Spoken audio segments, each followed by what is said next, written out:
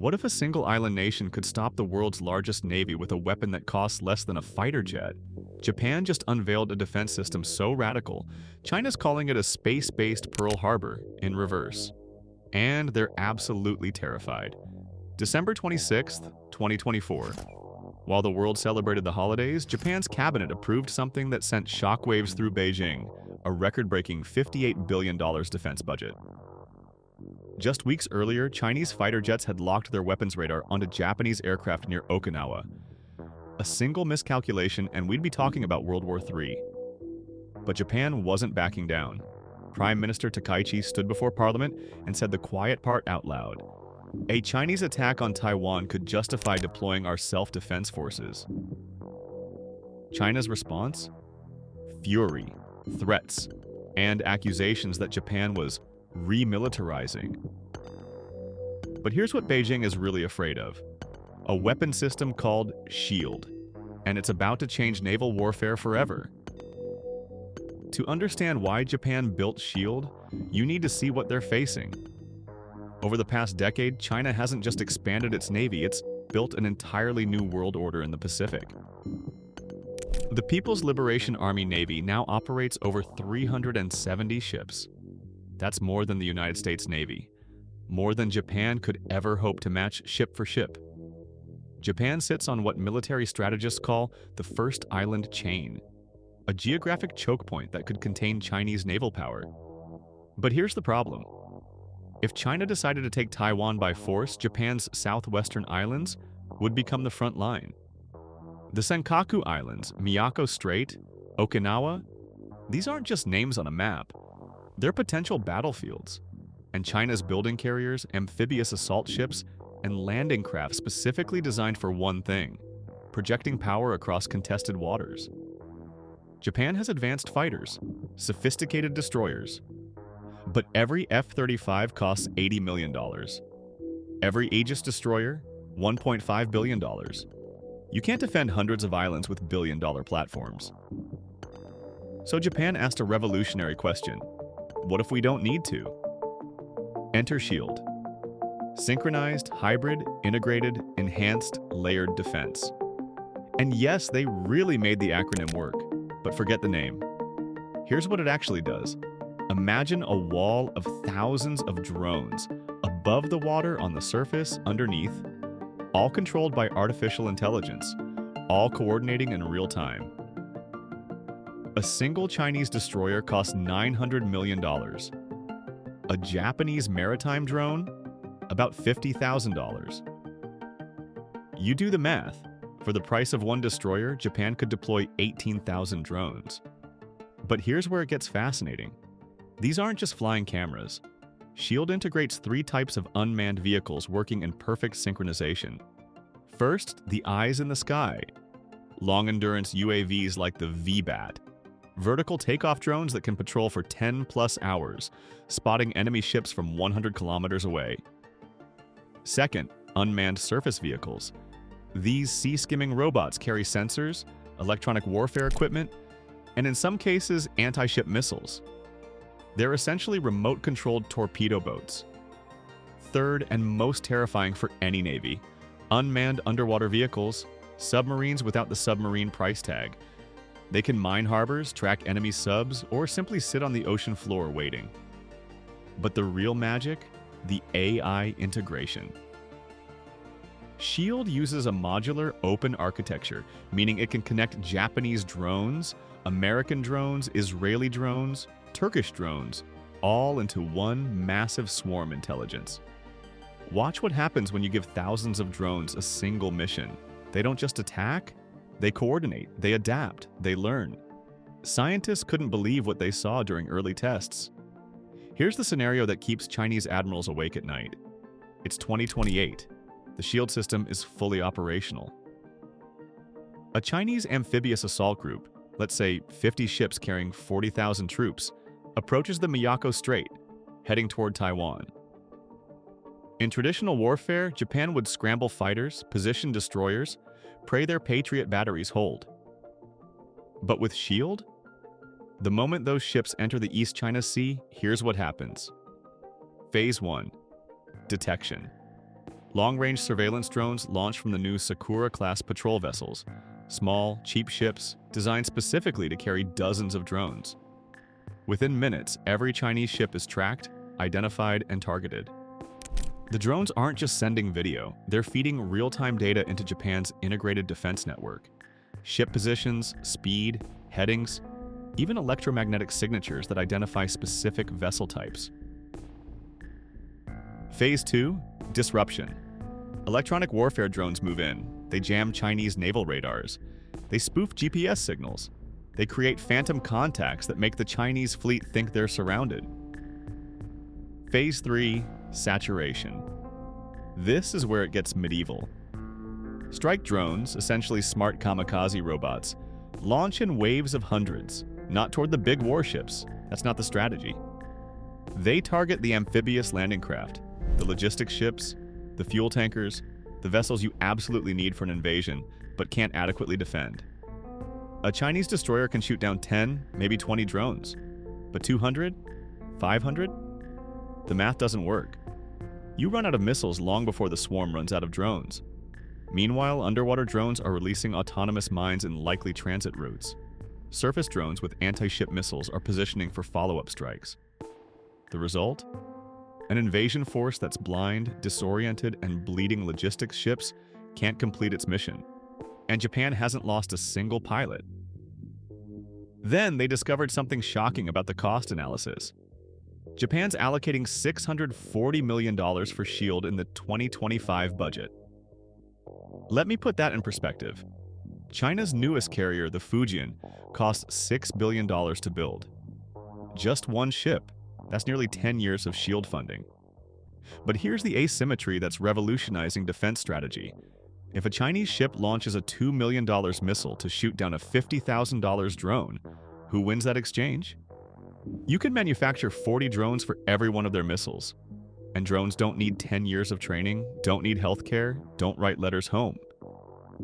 Rand Corporation ran war games simulating a Chinese invasion of Taiwan with SHIELD-type defenses. The results were classified. But the leaked summary said this: large-scale amphibious operations may no longer be viable against prepared drone defenses. The Pentagon is watching closely, because if Japan proves this works, it changes everything. Why spend $13 billion on a Ford-class carrier when a $1 billion drone swarm might sink it? We're witnessing the aircraft carrier moment of the 21st century. Just like battleships became obsolete when carriers proved superior, traditional naval warfare might be meeting its successor. Japan plans to acquire several thousand drones by 2028. They're already testing American MQ-9 Sea Guardians, Israeli Heron 2S, and Turkish Bayraktar TB2S, battlefield proven in Ukraine. Speaking of Ukraine, that war taught the world a brutal lesson. Cheap drones can kill expensive tanks. Naval drones can sink warships. The age of swarm warfare is here, and China knows it. That's why they're so angry. December 27th, 2024. Chinese Foreign Ministry spokesperson Lin Jian held a press conference. His words were carefully chosen and absolutely furious.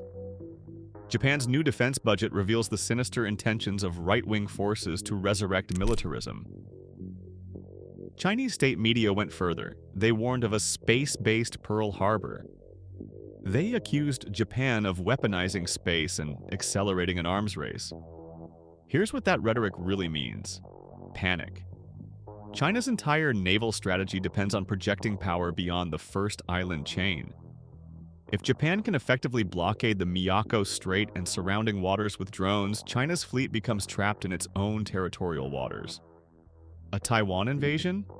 Exponentially harder when thousands of Japanese drones can interdict from the northeast, forcing China to fight on multiple fronts simultaneously. Chinese naval doctrine emphasizes what they call anti-access/area denial, using long-range missiles to keep American carriers away. But SHIELD flips the script. Now China faces its own A2/AD challenge. Sure, China has counter-drone technology, electronic warfare, directed energy weapons still in development. But those systems are designed to stop dozens of drones, not thousands. And here's the nightmare scenario for Chinese planners. This becomes a production race. Who can manufacture more units faster? And Japan has the technological base, the money, and now the political will. Remember that radar lock incident in December? Chinese fighters locking onto Japanese aircraft? That wasn't random aggression. That was testing responses, probing defenses. The incidents are escalating. Chinese vessels violate Japanese territorial waters near Senkaku. Japanese destroyers shadow Chinese carrier groups. Each side is calibrating red lines. But with SHIELD operational by 2028, those calculations change. Japan gains what strategists call escalation dominance, the ability to control the level of conflict without committing to full-scale war. It's a defensive weapon that projects offensive consequences, and it's driving Beijing absolutely insane. But here's where the story takes an unexpected turn. You thought SHIELD was just about drones? That's only half the system. Japan's building an entire satellite constellation for target detection and tracking. Real-time intelligence from space feeding directly into the drone network. They're investing $192 million in hypersonic guided missiles, weapons that travel at 5 times the speed of sound, guided by space-based targeting data. The 2025 budget includes renaming the Air Self-Defense Force to the Air and Space Self-Defense Forces. Not symbolic, operational. They're spending $7 million on equipment to track and counter satellite interference. Translation: protecting their space assets from Chinese cyber attacks. Here's what China fears. Japan developing non-kinetic anti-satellite capabilities. Not blowing up satellites, that creates debris, but jamming them, blinding them, turning China's space-based reconnaissance dark right when they need it most. Chinese Colonel Zhang Xiaogang warned, Japan's satellite jamming technology is accelerating the weaponization of space. It is extremely dangerous. He even invoked Pearl Harbor, accusing Japan of preparing a sneak attack, this time from orbit. The irony wasn't lost on Japanese officials, but here's the reality. SHIELD isn't just drones. It's a fully integrated network linking space-based sensors, cyber capabilities, AI-controlled swarms, and human decision-makers into one unified defense architecture. The synchronized in SHIELD isn't marketing. It's the core innovation, making all these disparate systems work as a single organism. Let's talk about what SHIELD really means for the Pacific balance of power. The United States has 54,000 troops stationed in Japan. Multiple carrier strike groups rotate through the region. SHIELD doesn't replace the alliance, it multiplies its effectiveness. American F-35S can data link with SHIELD drones. U.S. Navy destroyers can receive targeting data from Japanese satellites. It's not just Japanese defense, it's collective security on steroids. And then there's Taiwan. Japan's government has explicitly stated a Chinese attack on Taiwan would threaten Japan's survival. SHIELD gives them credible ability to intervene without putting troops on Taiwanese soil. Just imagine Japanese drones launching from Yonaguni Island, just 110 kilometers from Taiwan, interdicting Chinese invasion routes. Technically defensive, strategically offensive. Chinese military planners are recalculating every invasion scenario. The window for a quick fait accompli in Taiwan is closing. SHIELD extends Taiwan's defensive perimeter by hundreds of kilometers. But success breeds imitation. South Korea is watching. The Philippines is watching. Australia is watching. If SHIELD proves effective, we're looking at a regional drone arms race. And China won't stand still. They're already developing their own drone swarm technologies, counter-swarm systems. This isn't ending an arms race, it's changing what the race looks like. Ukraine proved that naval drones could force Russia's Black Sea Fleet to retreat from Sevastopol. Japan is scaling that lesson to an entire maritime theater. We're watching the future of warfare emerge in real time. Not in some Pentagon think tank, but in budgets, deployments, and strategic doctrine.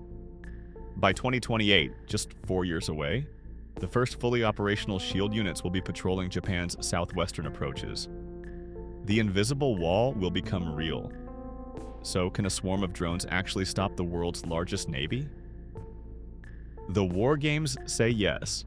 The economics say yes. The strategic logic says yes. But the real answer is more nuanced. SHIELD doesn't need to guarantee victory, it just needs to guarantee unacceptable costs. If China's leadership knows an invasion will lose hundreds of ships, thousands of aircraft, and face potential strategic failure, they won't launch. It's deterrence for the drone age. Not mutually assured destruction, mutually assured complications. Japan has gone from potentially vulnerable to credibly defended in less than 5 years. That's not incremental improvement, that's a revolution. And the message to Beijing is crystal clear.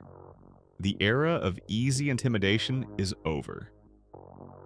SHIELD represents something profound, the democratization of naval power. You no longer need supercarriers and 100 000-ton destroyers to defend your coastline.